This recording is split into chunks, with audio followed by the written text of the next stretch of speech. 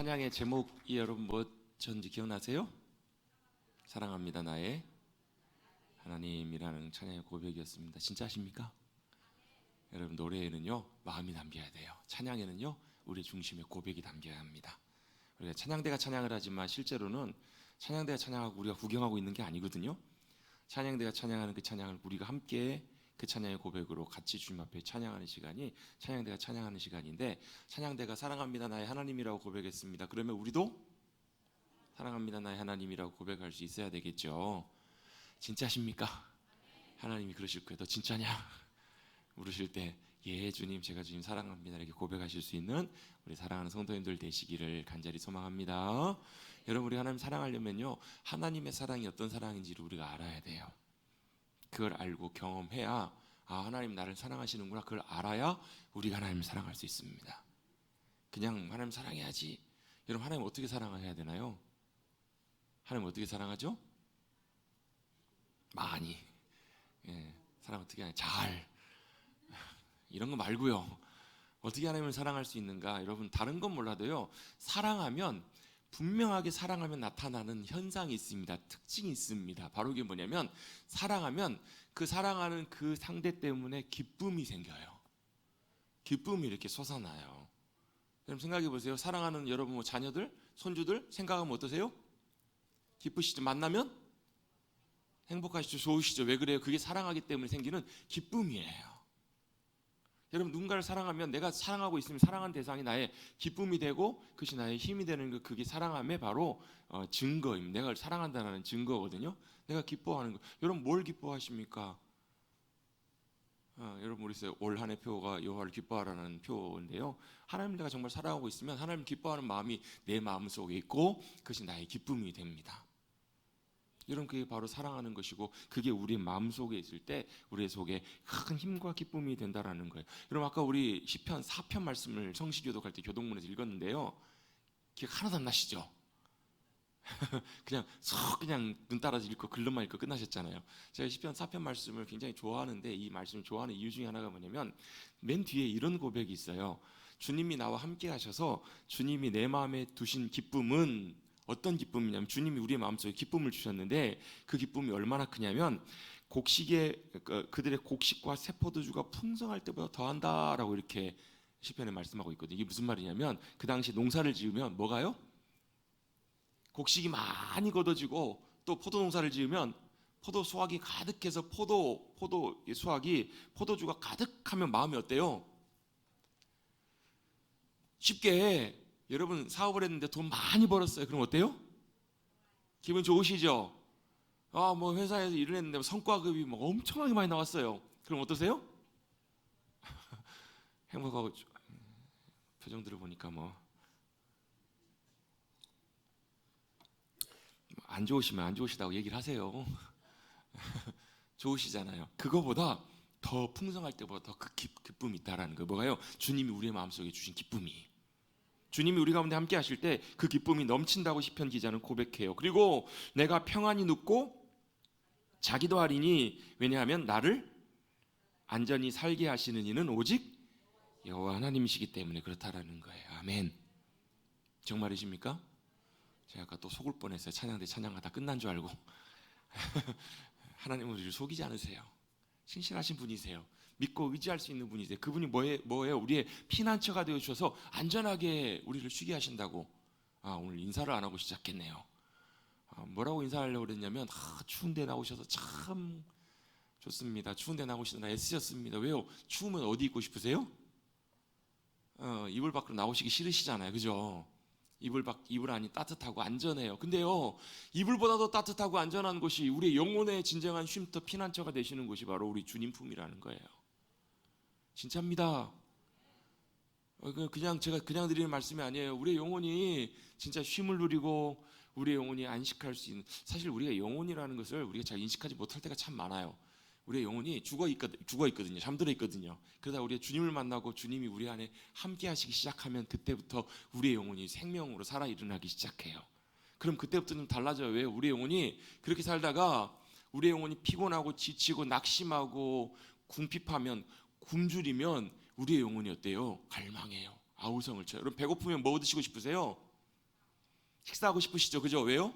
몸이 그렇게 사인을 주는 거잖아요. 왜요? 식사를 해야, 밥을 먹어야 우리의 몸이 뭐가요? 에너지가 공급이 되고 힘이 나잖아요.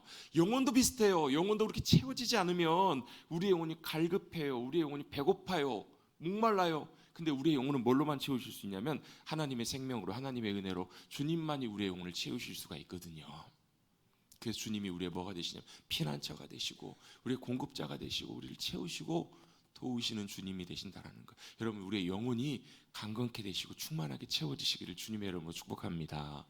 우리 영혼이 어디 진정한 안식처, 쉼. 여러분 집에 가시면 좋으시죠? 집에 가면 좋으세요, 안 좋으세요? 좋으시죠? 왜요? 뭐 사랑하는 마누라와 토끼 같은 자식들, 여우 같은 마누라와 토끼 같은 자식들이 있어 좋으세요? 뭐 좋으세요? 아, 내가 정말로 안식하고 편안하게 안전하게 쉴 수 있는 곳이 내 집이잖아요. 그렇죠? 근데 여러분, 그럴 때가 있어요. 집에 가도 내 영혼이 못 쉴 때가 있어요. 여러 가지 복잡한 일들 때문에, 복잡한 상황들 때문에 여러 가지로 마음이 심란해 쉴 수가 없어요. 우리 영혼은 어디서만 쉴 수 있냐면 우리 집에서 쉴 수 있는 것이 아니라 아버지 품에서, 주님 안에 거할 때, 주님이 우리 안에 함께 하실 때만 우리의 영혼이 안식하고 쉴 수 있는 거예요. 여러분, 저를 따라 같이 한번 고백해 보시겠습니다. 하나님이 나의 피난처가 되시고 안식처가 되십니다. 아멘. 그 은혜를 누리고 살아가시는 사랑하는 성도님들 되시기를 간절히 바랍니다. 그게 믿음으로 살아가는 삶입니다. 믿음으로 살아간다는 것은 주님과 함께 살아가는 거예요. 누구와 함께요? 우리 인사 안 했으니까 옆에 계신 분들과 이렇게 한번 고백하십시다. 주님과 함께 살아갑니다.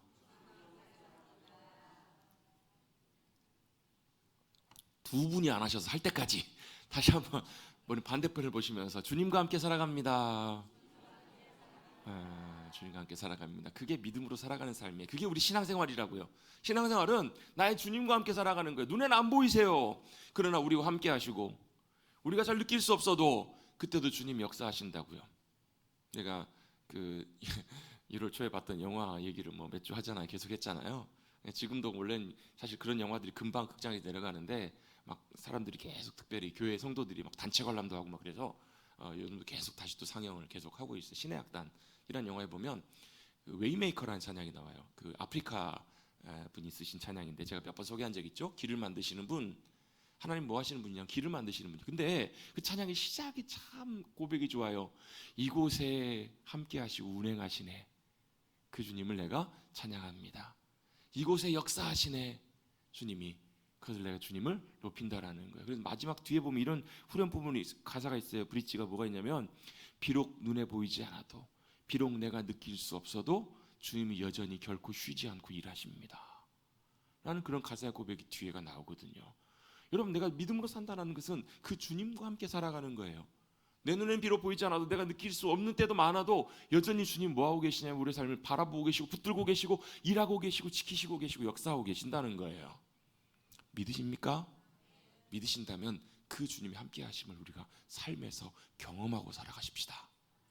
너의 주님의 선하심을 맛보아 할지어다처럼 우리가 그 주님을 만나고 경험하고 살아가는 것이 너무너무 중요해요. 왜요? 그래야 그 주님이 내 힘이 되시고 내 기쁨이 되시고. 여러분, 그렇잖아요. 제가 잠깐 그 찬양하는 시간에 잠깐 앉아 있는데 그런 생각이 들어요. 주님이 우리의 기쁨이 되신다라는 것, 주님이 우리 힘이 되신다는 게 뭘까? 갖다 문득 그런 생각이 들어요. 우리 남자분들, 군대 가신 분들, 지금이야 핸드폰 다 하기 때문에 핸드폰으로 다 뭐 연락 주고받고 다 하지만 옛날에는 군대 가면 뭘로요? 편지로 주로 주고받았잖아요. 제 때도 공중전화가 있긴 있었는데 고참이나 돼야 공중전화를 써요. 쉽게 쓰지 못했어요. 주로 뭘요? 편지로 이제 서로 주고받는 거예요. 누구요? 부모님께 편지를 쓰기도 하고 부모님 편지를 주기도. 저도 군대 가서 처음 부모님 편지 받아봤어요. 지금도 아직도 갖고 있어요. 어때요? 편지 받을 때 어때요? 마음이? 얼마나 설레고 좋은지 몰라요. 특별히 누구예요? 혹시라도 여자친구가 있었던 분들은 여자친구한테 편지가 오면 어때요? 하루 종일 그게 어때요? 다들 얼굴 표정들 보시니까 편지를 한 번도 안 받아보신 것 같아서. 편지를 받으면 어때요? 아무리 훈련 힘들어도, 그 순간 힘들어도 어때요? 큰 기쁨이 되고 얼마나 큰 위로가 되고 힘이 나요. 난다고요. 그게 뭐예요? 그게 나의 기쁨이에요. 나의 진정한 기쁨이 어때요? 우리의 영혼의 기쁨이 주님이 되신다라는 것, 그걸 알고 누리고 살아가면 여러분, 세상의 많은 일들과 상황 속에서도 흔들리지 않아요. 그렇잖아요. 아무리 힘들고도 아무리 고참이 나를 괴롭히고 갈고도 어때요? 그게 있으면 참 큰 힘이 되고 위로가 되는 경우가 너무너무 많거든요. 주님이 바로 우리의 기쁨이 되어 주신다는 것. 그 주님과 함께 믿음으로 살아간다는 것. 그게 여러분 믿음의 삶이거든요. 엊그제 뉴스를 보니까요. 요즘 여러분 보이스피싱 지금도 여러분 많이 보이스피싱 같은 그런 사기 이런 범죄들이 많이 일어나는 거 아시죠? 아시죠? 아유 그걸 누가 속아? 막 다 알지. 하는데도 속아요.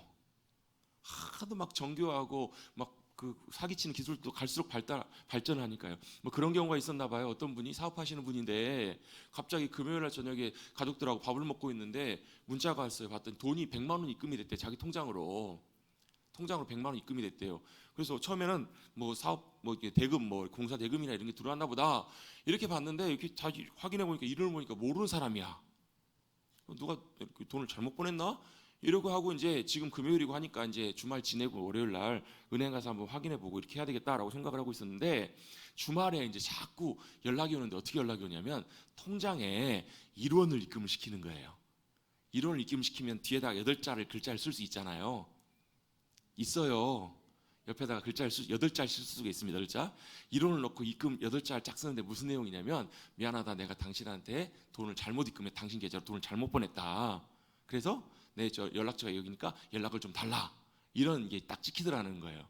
그래서 뭐 그런가 보다 다른 사람이 돈 잘못 보냈나 보네. 잘 됐네 하면서 돌려줘야겠다는 심산으로 그 사람한테 연락을 했더니 미안하다고 하면서 내가 돈을 잘못 보냈는데 이거 좀 보내달라 해가지고 돈을 딱 보내줬던 거예요. 근데 월요일 날 계좌가 딱 묶인 거예요. 그러니까 아시죠 여러분 요즘 계좌 딱 묶어버리는 거. 그 이제 2024년도인가요? 그 관련된 그 보호법이 적용이 돼가지고 신고만 하면 바로 이제 계좌가 정지가 되잖아요. 은행에서 바로 즉각적으로 정지가 된대요. 나중에 알고 보니까 이게 어떻게 된 건가 했더니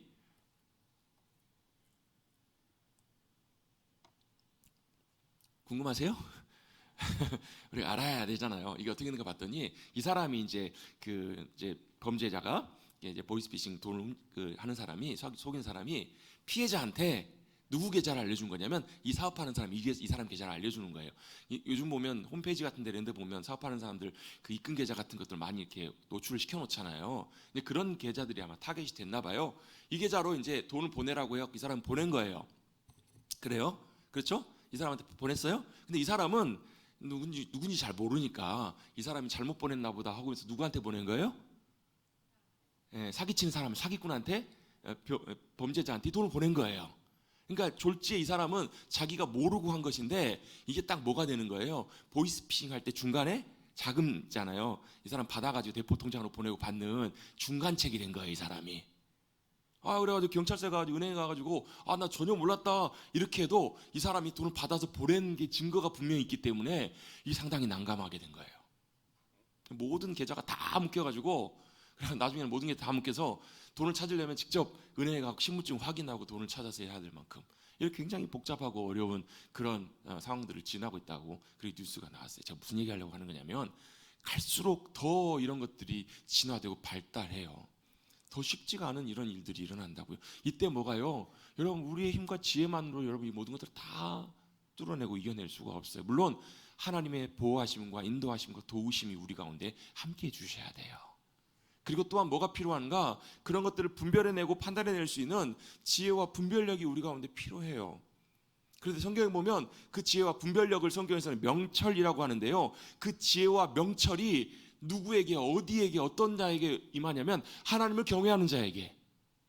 잠언의 말씀에 보면 하나님을 여호와를 경외하는 자에게 뭐가요? 지혜와 명철, 지혜와 지식의 근본, 지혜와 명철이 어디서부터 오냐면 하나님께로부터 오는 하나님을 경외하는 자, 하나님을 믿음으로 신뢰하는 자, 주님을 기뻐하는 자. 여러분 하나님을 경외한다는 말은 단순히 무서워한다는 말이 아니라 어때요? 우와 너무 압도되어서 감격 가운데 기뻐하는 그 안의 요소들이 하나님 경외함 안에 포함이 되어 있어요. 하나님 그분이 얼마나 크고 놀라우신지 그 주님을 기뻐하며 그 주님을 신뢰하며 믿음으로 따라가는 자에게 뭐가요? 하나님이 우리의 지혜가 되어주시고 우리의 명철이 되어주셔서 분별할 수 있는 분별력을 우리 가운데 허락해 주시고 우리를 도우시고 붙잡아 주시는 주님이 되어주신다라는 거예요.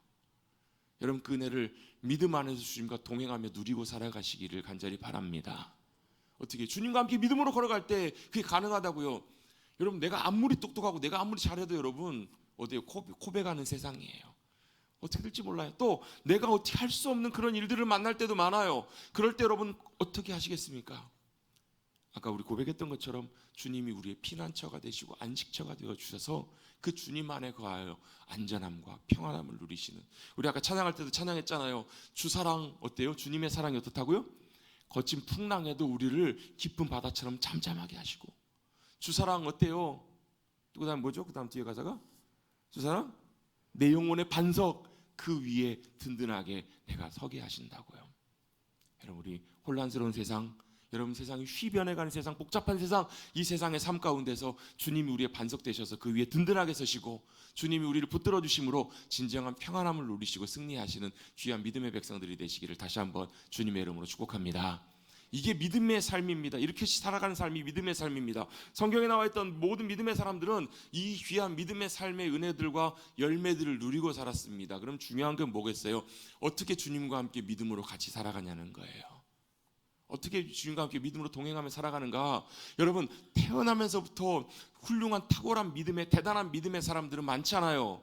거의 없어요. 거의 대부분 보면요 저와 여러분과 별로 다르지 않은 평범한 사람들을 하나님께서 부르세요. 자, 우리가 믿음하면 가장 대표적으로 떠오르는 인물이 아브라함이죠. 그렇죠? 믿음의 조상, 또 믿음의 귀한 본을 보였던 참 탁월한 분이에요. 왜요? 그는 하나님께서 부르셨을 때 자기 모든 걸 다 버리고 결단하여서 하나님 말씀하신 대로 그대로 순종해서 나왔어요. 이게 여러분 결코 쉬운 게 아니거든요. 믿음으로 결단하고 주님을 따랐던 사람이에요. 그런데 그 귀한 믿음의 사람 아브라함도 중간중간에 참 실수가 많았어요. 중간중간에 그도 넘어질 때도 많았고 실수가 참 많았어요. 왜요? 그게 뭘 의미하는 거냐면요 아브라함도 뭐였다는 거예요? 사람이었다는 거예요. 아브라함도 저와 여러분 같이 부족하고 연약함이 있는 그런 사람이요 그런 존재였다는 거예요. 오히려 여러분 하나님은 그런 아브라함의 연약함을 통해서 또 오히려 우리가 아브라함 하면 더 귀한 믿음의 사람 같이 보이지만 누구는요 야곱은 아브라함의 손주였던 야곱은요 보면 우리와 되게 비슷한 면들이 너무너무 많아요.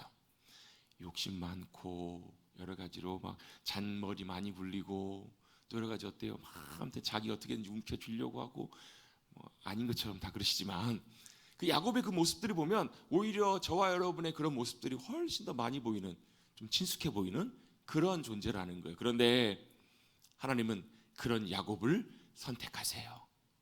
그리고 부르세요.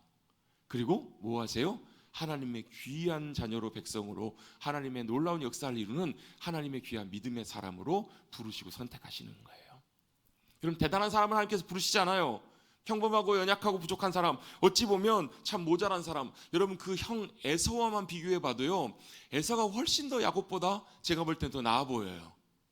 훨씬 더 남자답고요, 훨씬 더 시원시원하고요, 훨씬 더 리더십도 있고요, 훨씬 더 탁월해 보인다고요.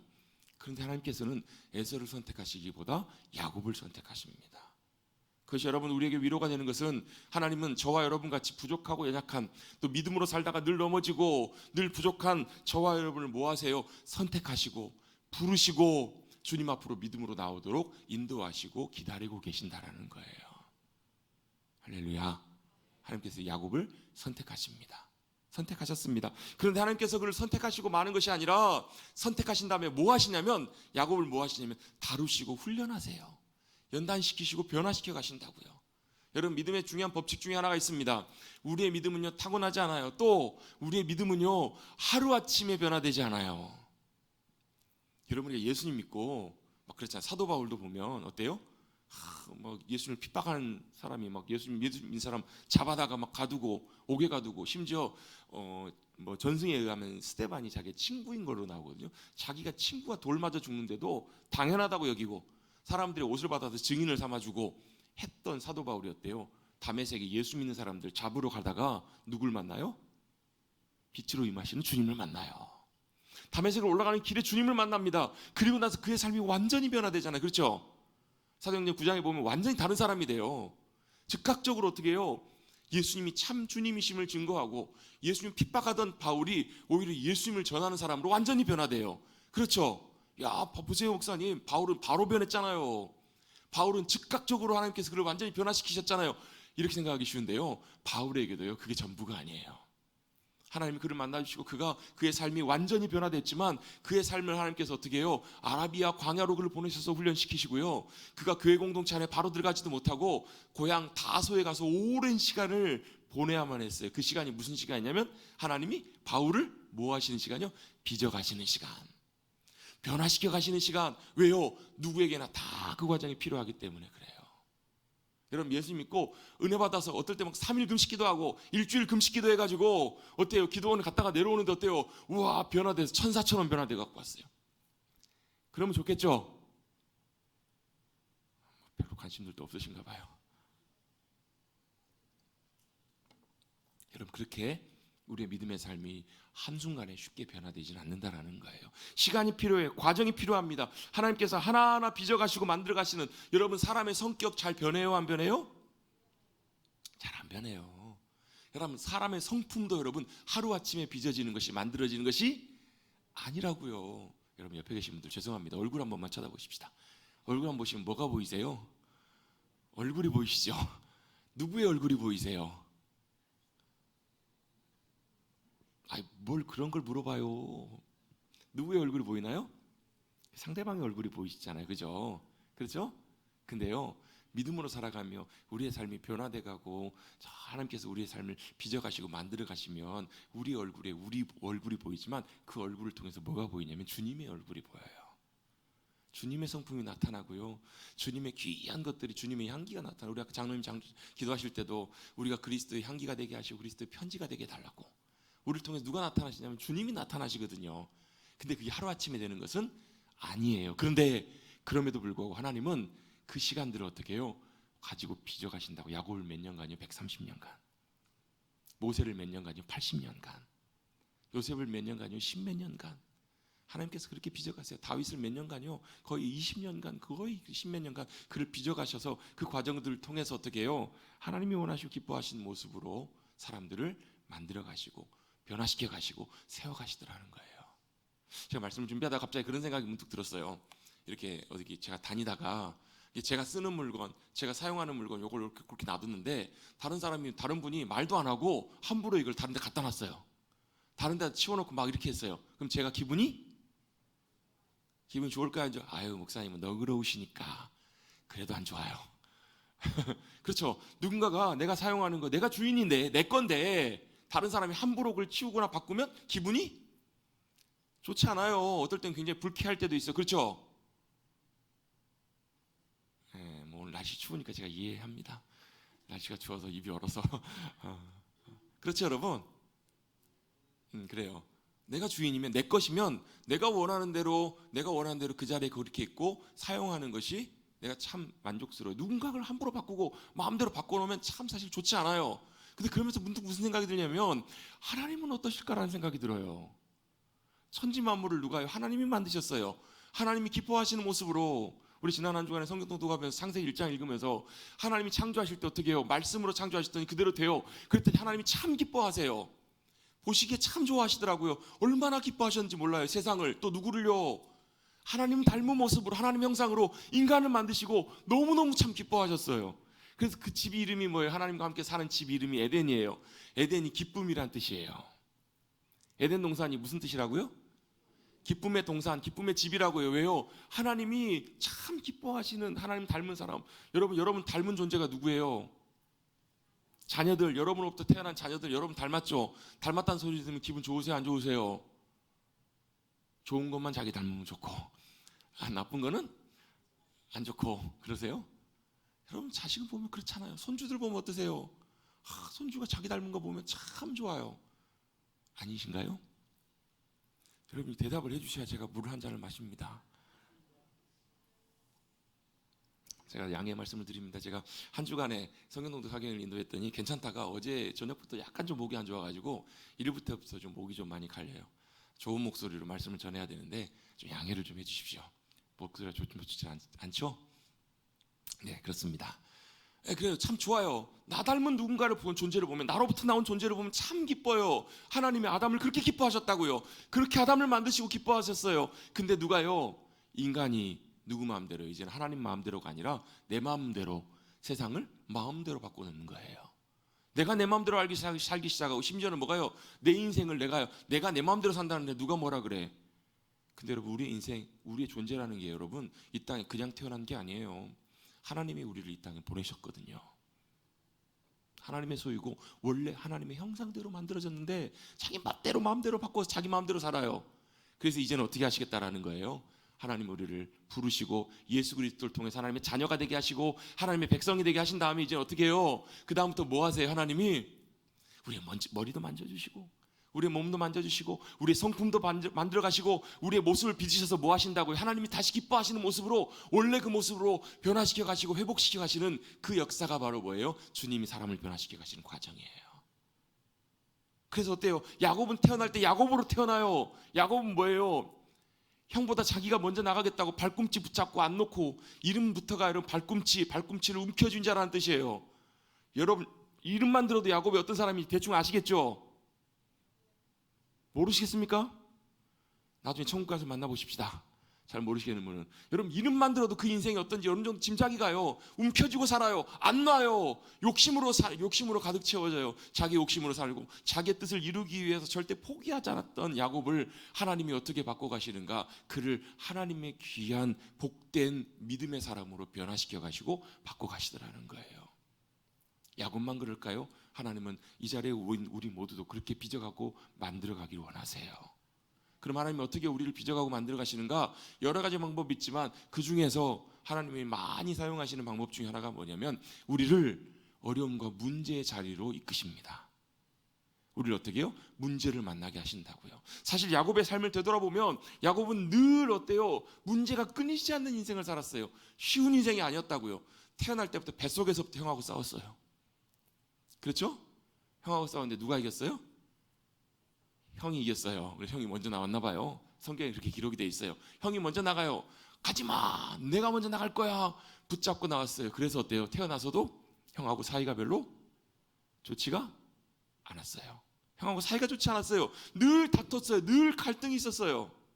그러다 어때요? 결국은 어떻게 되죠? 형하고 관계가 완전히 박살이 나는 사건이 있습니다. 어떻게 해요? 형의 장자권과 복을 야곱이 대신 가져가려고. 물론 하나님의 큰 계획 속에 있었지만 그 모든 일들을 통해서 어때요? 형과 이제 같이 살 수 없는 관계가 돼서 결국은 형을 피해서 도망가서 삼촌 라반의 집에 갑니다. 도망갈 때도 참 그랬었죠. 도망가서 삼촌 라반의 집에 갔더니 어때요? 거기서도 어때요? 문제가 생겨요. 결국 삼촌하고 헤어질 때 마지막에는 어떻게 헤어져요? 삼촌이 야곱을 쫓아옵니다. 뭐 하려고? 환송 인사 해주려고요? 네, 저 죽인다고. 삼촌이 조카를 죽인다고 쫓아와요. 여러분 야곱이 어떻게 했는지 아시겠죠? 물론 야곱의 전적인 잘못 맛은 아니에요. 그렇지만 그럼에도 불구하고 야곱의 삶에는 문제가 있었어요. 그런데 감사하게도 그 문제가 있을 때마다 누가요? 하나님이 개입하세요. 하나님이 찾아오세요. 형을 피해서 도망갈 때도 누가요? 하나님이 사닥다리를 내리고 하나님이 찾아오세요. 그를 만나주세요. 삼촌이 자기를 죽이려고 찾아올 때도 어떻게 해요? 하나님이 개입하셔서 삼촌을 막으세요. 그러셨죠? 문제 상황마다 누가요? 하나님이 개입하시고 역사하시는 것을 야곱은 경험하게 하세요. 자, 그러면 삼촌과의 문제가 해결이 됐어요. 서로 이제 약조를 맺고 서로 이제 서로 해를 끼치지 않는 걸로 서로 약조를 하고 딱 금을 긋고 이제 떠나왔어요. 그럼 됐잖아요. 야, 산을 넘었더니 더 큰 산이 기다리고 있네요. 누구예요? 자기 형 에사가 자기를 마중 나온다는 거예요. 마중 나오려면 기쁨으로 마중 나오면 되는데 사람을 몇 명 데리고 오는 걸 봤더니 400명을 데리고 와요. 여러분 그 당시 400명은 군대 편제 기준이라고 합니다. 여러분 400명을 데리고 온다는 건 무슨 얘기예요? 뭔가를 하겠다는 거예요. 여러분 야곱과 이 형의 관계가 아직 회복이 되지 않았다는 것을 어디서 짐작해 볼 수 있냐면 엄마 리브가가 야곱을 삼촌집으로 보낼 때 뭐라고 하면서 보내냐면 야, 너 삼촌집에 좀 가 있어. 그리고 형의 마음이 좀 누그러지고 형의 마음이 좀 괜찮아지면 내가 사람을 보낼 테니까 그때 돌아와. 이렇게 보냅니다. 이게 성경에 이렇게 기록이 되어 있거든요. 근데 야곱이 삼촌집 라반의 집에 몇 년을 있냐면 20년을 있어요. 20년을. 20년 동안 사람이 왔을까요? 안 왔을까요? 찾아보세요. 성경에. 집에 가셔서 사람이 오지 않았어요. 그 말은 무슨 얘기예요? 엄마가 볼 때 아직도 형의 마음이 안 풀렸다는 거야. 누그러지지 않았다는 거야. 내 저놈 자식 죽여. 내가 살려주나 봐. 아버지 돌아가실 때 됐으니까 내가 저 가만두지 않을 거야. 이랬던 형의 이 분노와 이 살기가 어떻게 됐는지 야곱은 알 수 없어요. 분명한 가다는 그를 맞이하러 나오는 형의 모습, 형의 채비를 볼 때 단순히 형이 좋은 마음으로 나오는 것은 아닐 거다라는 것을 야곱은 직감적으로 알았던 거예요. 큰 산을 넘었더니 또 산을 만나요. 그럼 어떻게 해야 돼요? 문제를 만날 때 여러분 어떻게 하십니까? 문제를 어떻게든지 해결해야 되죠. 야곱도 어떻게든지 해결하려고 애를 씁니다. 어떻게 해요? 야, 두 대로 나눠라. 형이 이쪽으로 와서 이쪽을 치면 이쪽은 도망가라. 나름대로 머리도 굴립니다. 또 뭐래요? 형을 위한 선물들도 정성스럽게 준비합니다. 많은 양을 준비해요. 뭐 하려고요? 형이 오다가 만나면 야 이거 뭐야? 당신들 누구요? 그러면 뭐예요? 아, 형 에서의 당신의 동생 야곱이 당신을 위해서 준비한 좋은 선물입니다. 이걸 보고 뭐라고 해요? 선물이라고 하는 것보다는 뇌물이라고 보는 게 가깝겠죠. 이게 뭐 하는 거예요? 야곱 입장에서는 이 문제 상황 속에서 문제를 해결하기 위해서 무언가를 해야 됐던 거예요. 몸부림치면서 그 일을 하는 거예요. 그렇죠? 그런 게 좀 느껴지십니까? 한때 두때 선물도 하나 두 개 놓고요, 자식들과 자녀들 다 앞에 세운 다음에 자기는 어디 서 있어요? 맨 뒤에 있습니다. 뭐 하는 거예요? 그 문제 앞에서 그는 두려워하고 있습니다. 형이 자기를 죽일까, 자기를 칠까 두려워하며 염려하며 모든 여러 가지 갈 수 있는 걸 다 해놓고 나서 그 다음에 뭐예요? 자기는 맨 뒤에 그렇게 서 있습니다. 그래도 그의 마음은 어때? 여전히 두렵고 떨리기만 합니다. 그 문제 앞에서. 왜요? 그 이유가 뭐죠? 그 문제를 해결할 능력이 자기에게 없기 때문에 그래요. 형의 마음을 누그러뜨리고 올리고 선물도 준비하고 다 했지만 자기가 할 수 있는 것이 아무것도 없다는 사실을 그는 어디서 깨달아요? 형을 만나러 가는 그 자리에서. 그 자리가 어디예요? 바로 야복강이라고 하는 자리예요. 이제 내일 이 강을 건너서 형을 만나야 되는 자리에 나가게 될 거예요. 그런데 여러분, 야복강의 야복이라는 이름의 뜻이 무슨 뜻이냐면 텅 빈이라는 말이에요. 비어있다, 비운다라는 말이에요. 이게 뭘 의미할까? 자기가 할 수 있는 방법, 자기의 능력, 자기의 지혜, 이 문제를 맞닥뜨렸을 때 자기가 할 수 있는 모든 것들은 이미 다 소진된, 다 비워져 버린 아무것도 없는 상태라는 거예요. 그런데 하나님이 야곱을 그 자리로 그렇게 인도하신 이유가 있어요. 왜요? 하나님은 그 문제를 통해서, 문제 앞에서 그 문제를 바라보는 것이 아니라 그 문제 앞에서 하나님 앞으로 나오도록 야곱을 부르고 계시기 때문에 그래요. 여러분, 모든 문제가 다 그런 건 아니지만 하나님께서 우리에게 허락하시는 문제들의 거의 대부분은 그 문제를 통해서 뭘요? 문제를 보지 말고 누굴 보라고요? 하나님을 보게 하시는 하나님의 부르심인 경우들이 많아요. 문제를 만날 때 뭐 하라고요? 우리는 문제를 보면 뭐 하냐면 문제의 해답을 찾으려고 해요. 문제를 해결하려고 하고 어떻게든지 문제를 해결할 그런 방법들을 궁리하고 고민합니다. 그렇게 나가요. 그런데 하나님의 의도는 그게 아니에요. 뭐라고요? 이제 야곱에게 남은 그 문제를 해결할 방법이 있어요, 없어요? 없다고요. 아무런 방법이 남지 않았어요. 이제는 유일한 딱 한 가지 방법밖에 없습니다. 그를 찾아오신 하나님을 붙드는 방법밖에 없어요.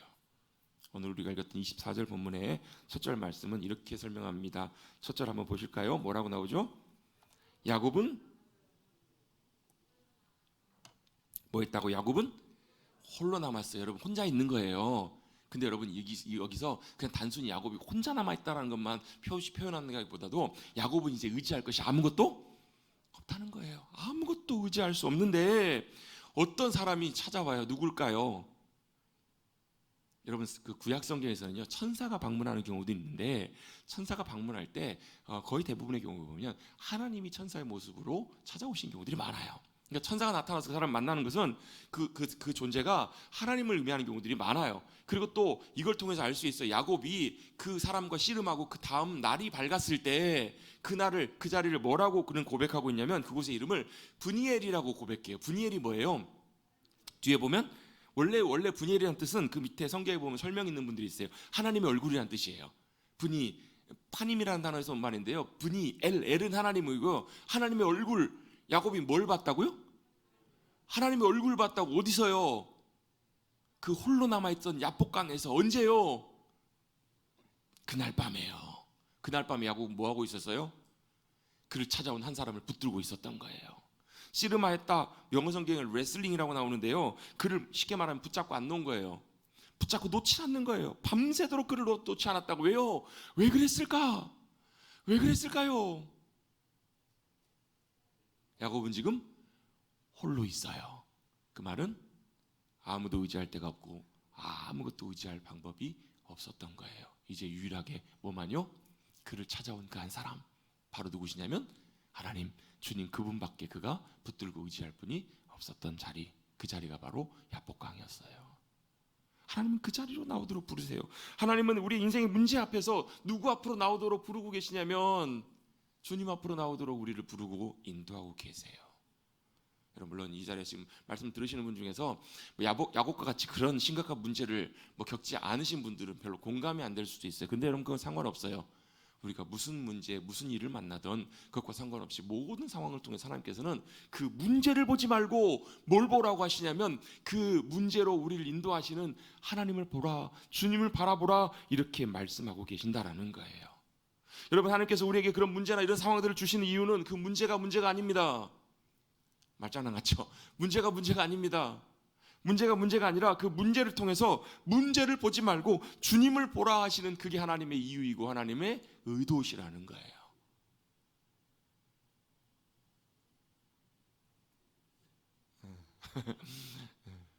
다시요. 그 문제와 그 상황을 통해서 그걸 보지 말고, 왜요? 우리는 늘 그걸 보거든요. 그걸 바라보거든요. 그걸 보지 말고 그걸 통해서 뭘 보라고? 하나님, 그분을 바라보라, 주님을 바라보라. 이것이 바로 하나님의 이유입니다. 왜요? 그 주님께 뭐가 있어요? 그 문제에 답도 있고요. 그 일들을 통해서 하나님은 뭐 하시냐면 야곱을 변화시키셨어요. 야곱을 뭘요? 야곱에서 이스라엘로 바꾸셨다고요. 우리도 마찬가지입니다. 그 문제 상황을 통해서 하나님은 우리가 주님 앞에 믿음으로 나오게 하셔서, 그리고 그 믿음 앞에 나오는 우리를 통해서 하나님은 우리를 바꾸시고 변화시키십니다. 새롭게 하십니다. 여러분, 동물들 아시죠? 동물도 보면요, 동물들이 자라갈 때 뭐래요? 허물을 벗습니다. 탈피를 합니다. 탈각을 합니다. 여러분, 뱀 같은 존재는 커가 크기 위해서 자기 허물을 벗고요, 심지어 뿔 있는 동물들 같은 경우에는 뿔을 뽑아내고 다시 새롭게 뿔을 크게 자라오르게 합니다.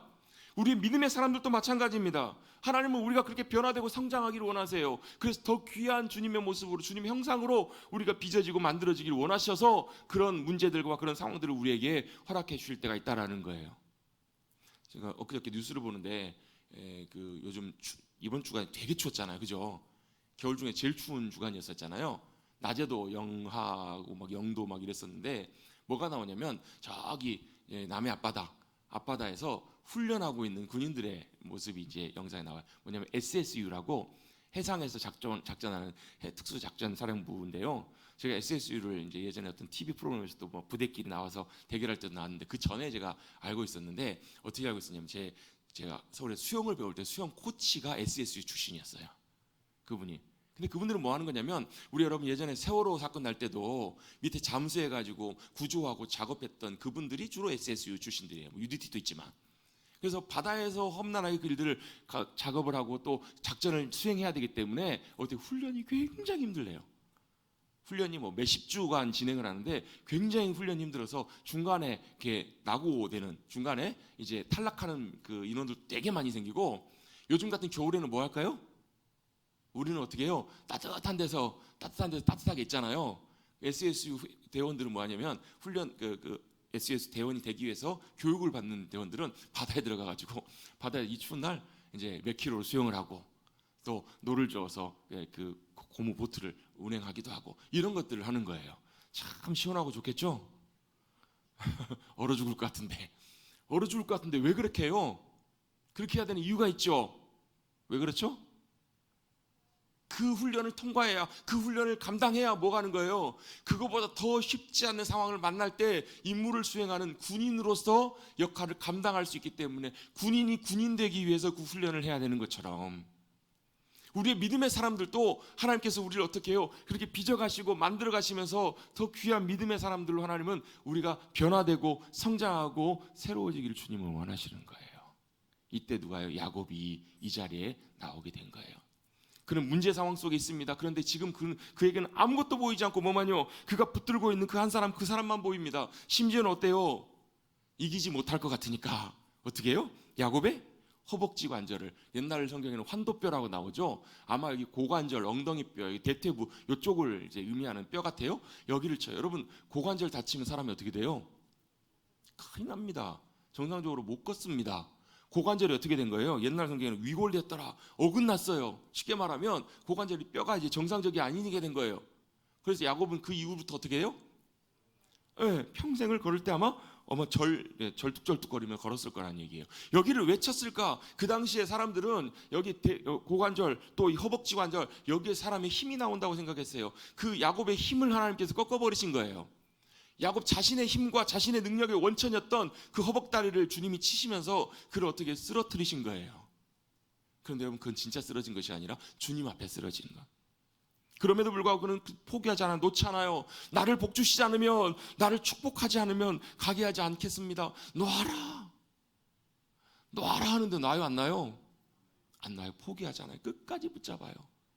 어떤 목사님이 아주 오래전에 교회 개척을 하셨는데 왜 개척을 하셨나 봤더니 신학교를 졸업을 하고 교회에 이제 지원하려고 이렇게 이제 뭐 담임 목사로 지원하려고 봤더니 그 담임 목사 자격 조건 중에 이게 있더래요.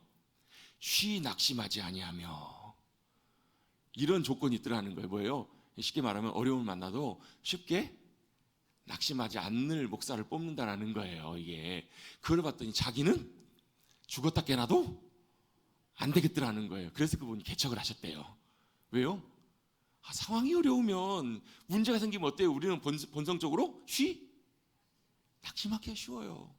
금방 어때요? 포기하고 낙심이 우리 마음 가운데 들어오기가 쉬워요. 그 목사님만의 얘기가 아니라 우리들의 얘기일 수도 있잖아요. 근데 야곱은 어때요? 다른 거 하나는 몰라도 그거 하나는 확실해요. 주님 한번 붙잡고 놓지는 않겠다라는 거예요.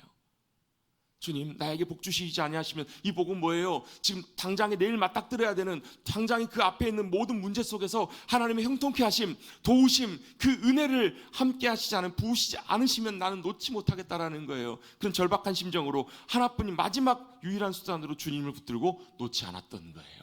그 하나님이 야곱에게 물으십니다. 네 이름이 무엇이냐? 몰라서 물으셨을까요? 몰라서 물으셨을까요? 아니요, 아셨을 거예요. 왜 이름을 물으셨을까요?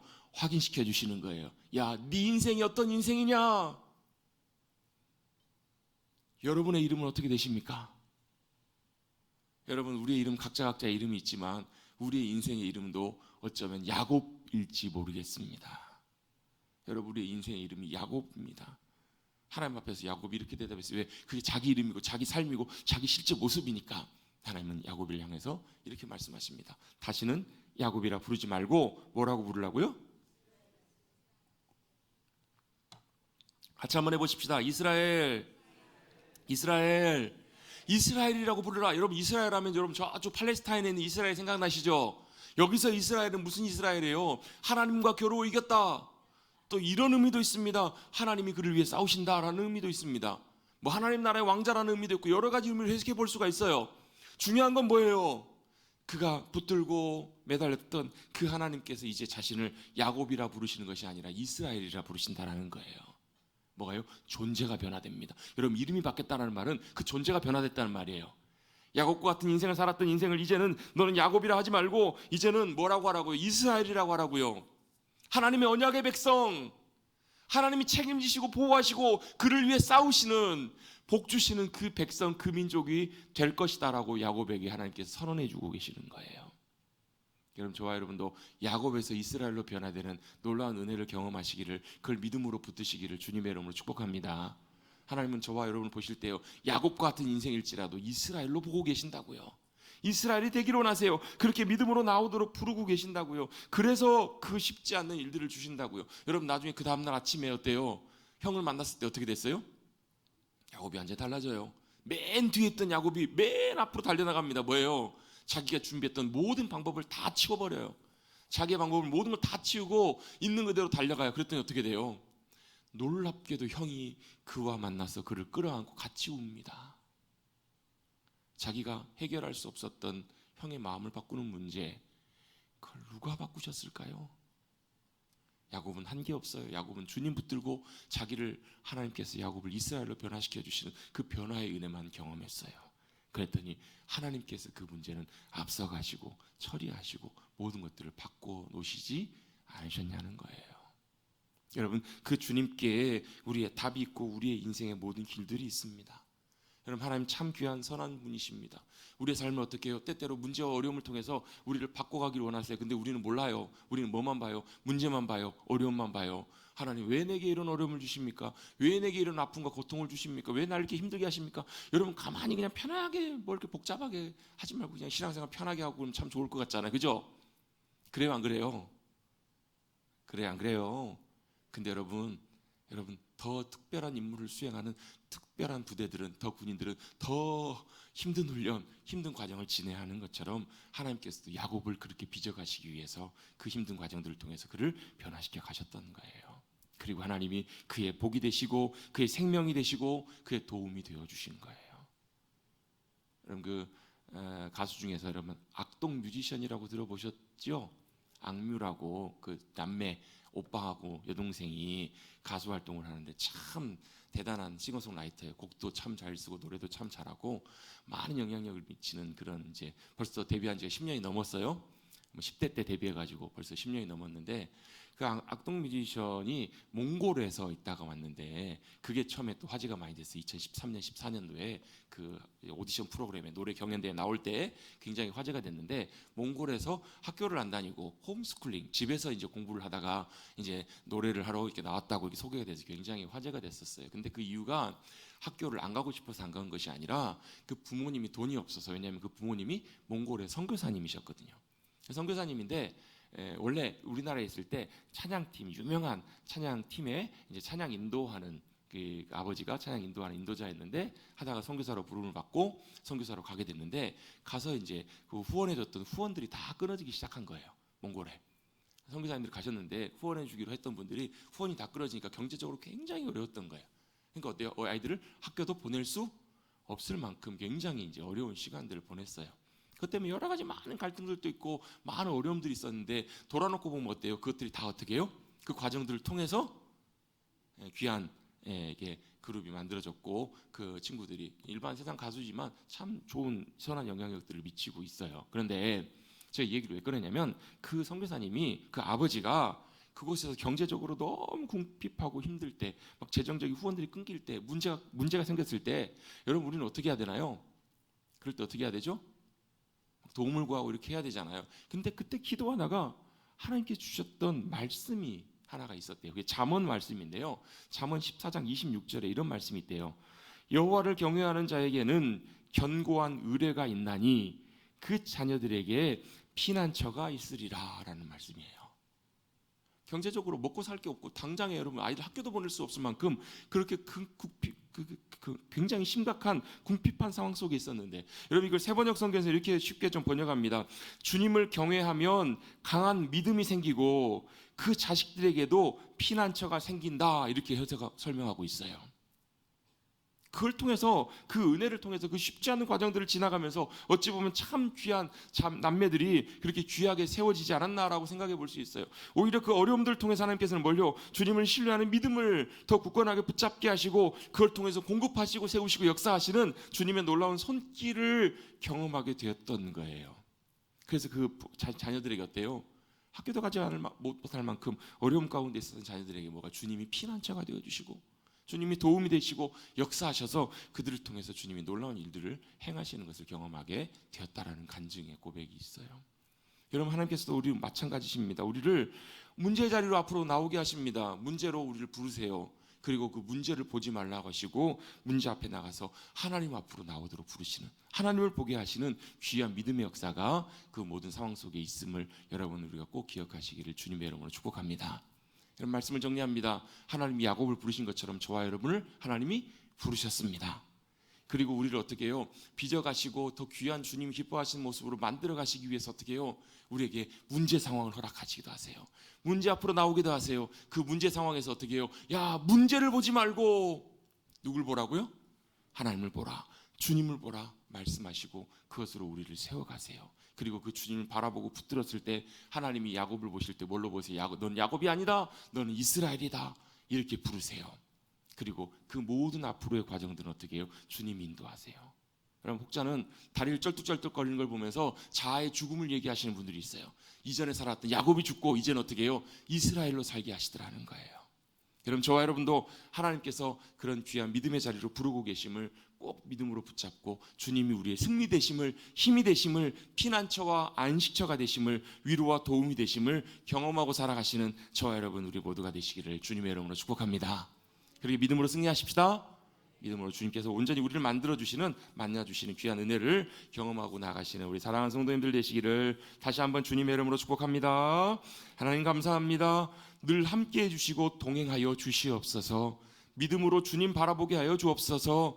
문제를 만날 때 우리의 상황 속에서 환경과 상황을 보기보다 그 너머에 계시는 그 삶으로 우리를 변화시키시고 붙드시고 인도하시는 그 주님을 바라보는 믿음 허락하여 주셔서 그 주님 믿음으로 붙들고 야곱이 이스라엘로 변화된 것처럼 우리도 야곱 같은 삶에서 이스라엘로 살아가는 복된 은혜를 우리 모두 가운데 허락하여 주시옵소서. 우리를 붙드시고 인도하셔서 주님이 우리의 진정한 승리와 힘과 위로와 도움과 피난처가 되심을 경험하고 살아갈 수 있도록 은혜로 함께해 주시기를 간절히 바라옵고 원하오며 예수님의 이름으로 감사하며 기도드리옵나이다. 아멘. 찬송